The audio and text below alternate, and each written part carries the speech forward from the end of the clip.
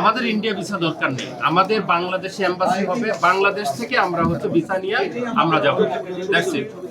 আমরা বাংলাদেশ স্বাধীন দেশ, এই স্বাধীন দেশের আমরা নাগরিক, স্বাধীনভাবে সকল দেশের এম্বাসি কনসুলেট বাংলাদেশে থাকবে এবং বাংলাদেশ থেকে আমরা অ্যাপ্লাই করব, বাংলাদেশ থেকে আমরা যাব।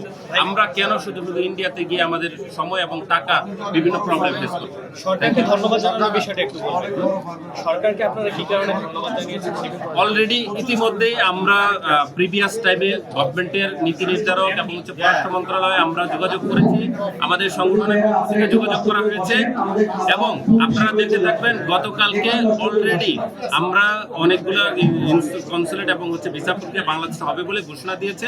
সেই জন্য আমরা সরকারকে ধন্যবাদ জানাচ্ছি। আশা করি যেই দেশগুলো বাকি আছে, অনেকগুলো দেশ এখনো বাকি আছে, সেগুলো দ্রুত সিদ্ধান্ত নিয়ে যত দ্রুত সম্ভব, কারণ অলমোস্ট 30,000-এর মতো স্টুডেন্ট আমরা বিভিন্নভাবে ক্ষতিগ্রস্ত হয়েছে বলে আমরা জেনেছি।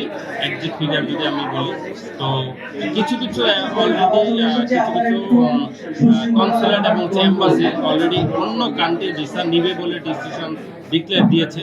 তো আশা করি যত দ্রুত সম্ভব, বিশেষ করে যে আগামী সেপ্টেম্বর সেশনের জন্য আমাদের স্টুডেন্টগুলো ভিসা প্রক্রিয়া করে 6 মাস আগে থেকে প্রক্রিয়াটা করতে হয়। তো আশা করি যদি 1-2 মাসের মধ্যেও যদি সলিউশন হয়ে যায়, তাহলে কিছুটা হলেও আমাদের স্টুডেন্টরা উপকৃত হবে।